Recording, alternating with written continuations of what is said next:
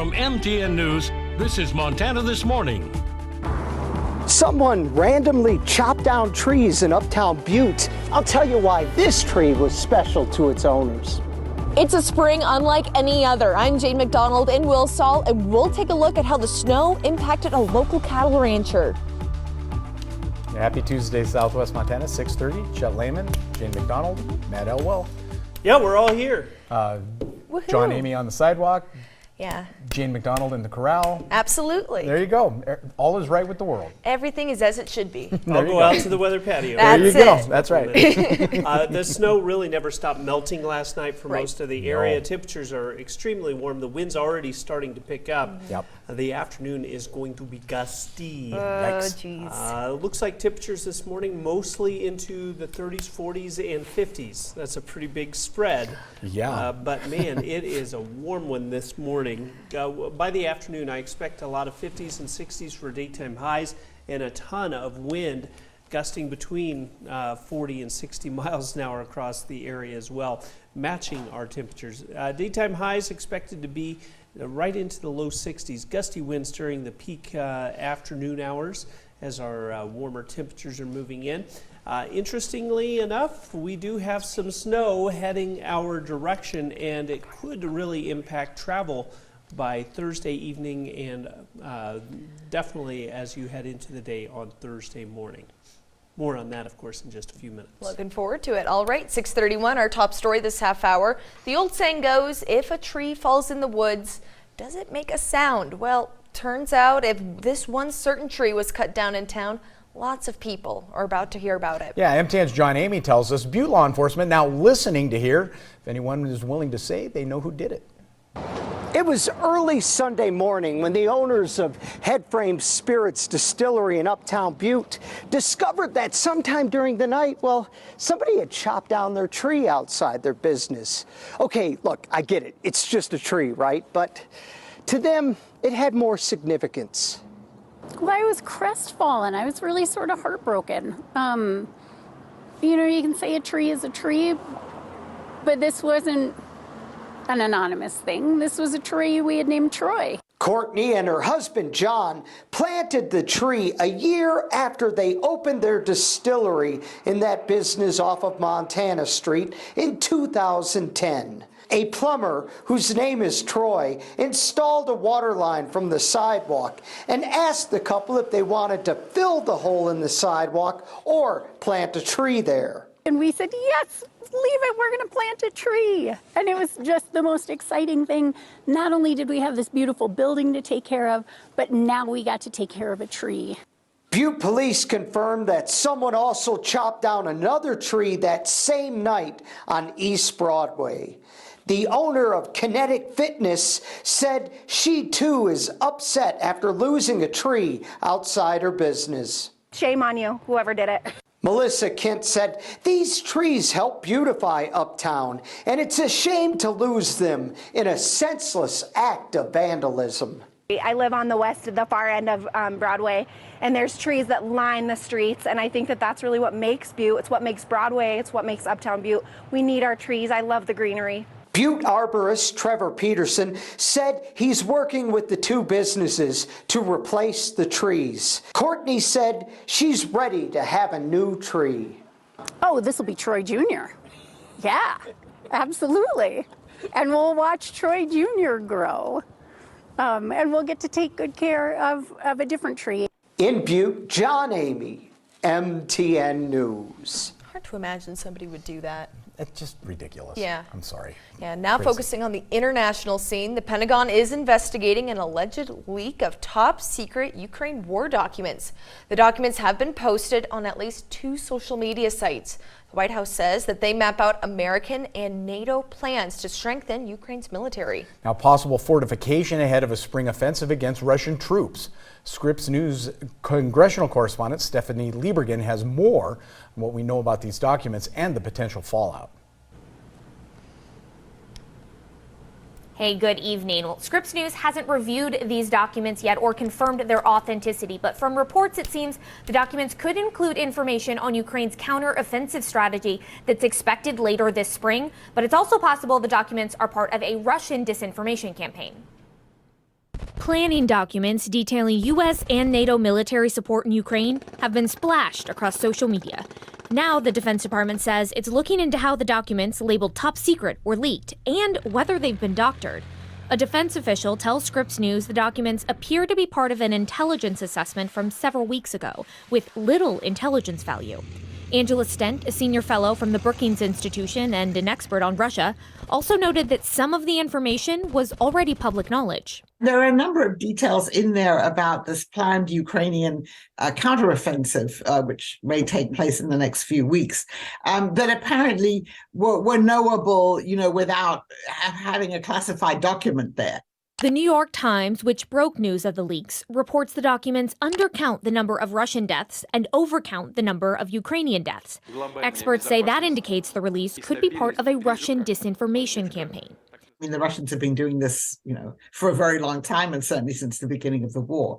And they're trying to disguise a lot of their failures on the battlefield. The Pentagon told Scripps News it is reviewing the documents. Stent says identifying the source of the leak should be a top concern for U.S. officials, even if the information appears altered.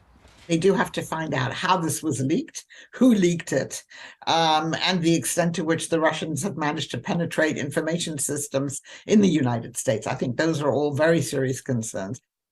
I reached out to Senator Mark Warner's office for a comment. He is the chairman of the Senate Intelligence Committee. In response, he told me, quote, "Any leak of classified information is extremely alarming, and I'm glad to see that the Pentagon is investigating this matter. Russia has a long history of disinformation efforts, so Americans should remember to be wary of trusting the information they see online." Warner went on to say, of course, he'll continue to follow the investigation into the leaked documents very closely. Now, the Ukrainians are expected to launch a spring offense in the next few weeks, and the fear is that those leaked documents could hamper them, revealing details about their forces to Russia. But spring has also brought Holy Week celebrations to the area, and we marked it by visiting war-torn House of Worship. CBS's Holly Williams has our report from Ukraine. The church in the village of Lukashivka is shattered and charred. It was used by Russian occupiers for ammunition storage and shelled by Ukraine's military as they pushed them out. But the faithful still congregate here beside the ruins, praying for the safety of their soldiers and for victory.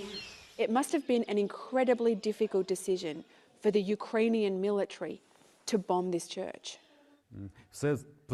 Yes, Father Serhiy told us, we need to repair everything: hearts, souls, houses, churches.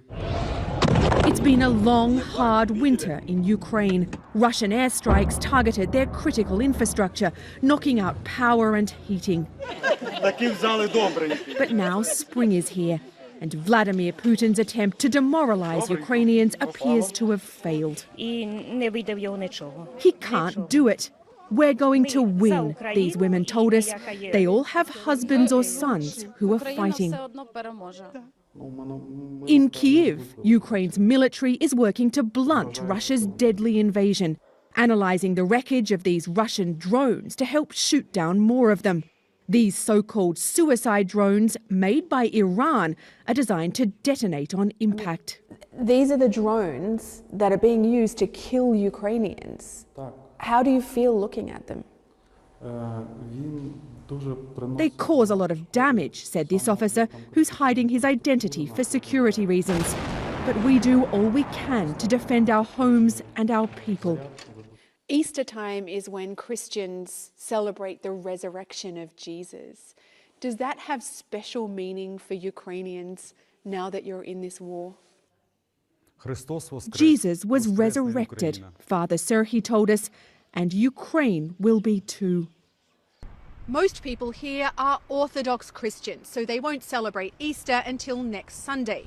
Ukraine's President Volodymyr Zelensky has condemned Russia for carrying out an attack on Palm Sunday, killing a man and his 11-year-old daughter.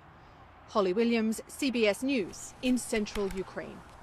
And as Holly mentioned, Orthodox Christians celebrate Easter coming up on this coming Sunday. So that's where we are with all of that. Crazy stuff. Just heartbreaking. Unbelievable. Absolutely.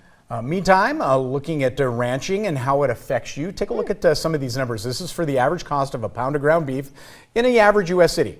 2020, it was $3.89 a pound, and it spiked later. Price dropped back down in 2021 to $3.97 a pound. It's been going up ever since. Last year jumped to $4.55, and just a few months ago, the average cost was nearly $5 a pound. Now, the first 2 months of the year, it averaged around $4.79. Could be a lot of explanations for the rising cost of beef. One could be the amount of calves actually hitting the ground. Yeah, here's what we've had in Montana from the U.S. Department of Agriculture Statistics Service. In 2020, nearly 1 calves dropped. 2021 down to around 1.3 million calves. Last year, we rounded out at 1.27 million calves. And one issue for fewer calves, well, it was the drought. This got us wondering how calving season was going for local ranchers this year and how this late winter has affected the herd. This is the deleted scenes from Yellowstone. They never show them calving out cows. If you ever see a farmer, a rancher in March and he doesn't speak to you, it's not because he's not nice, it's because he's got insomnia. The last time we were here at the Muddy Creek Ranch, we were talking all about the drought and the high cost of hay. And now it's springtime in Montana, which means calving season for many ranchers across the state.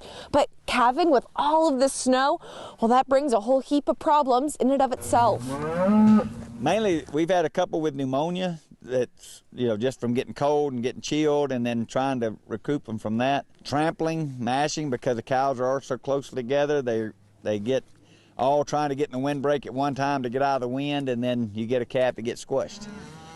Usually we try to calve the first week of March is our big push. David Shockey says that the reason behind this is so they can take winter before they're processed. David says that 50, sometimes 75% of the total cost for upkeep comes from winter maintenance. That's the reason we try to calve early, but this year it's not been the greatest idea. We try to get past January, February, the bad weather, but this year March was one of our worst months. From the harsh winds, that wind blows up in there and trying to keep them warm, trying to keep them healthy, to the cold snap and heavy snow. The amount of snow that's out in the pastures we can't get out yet.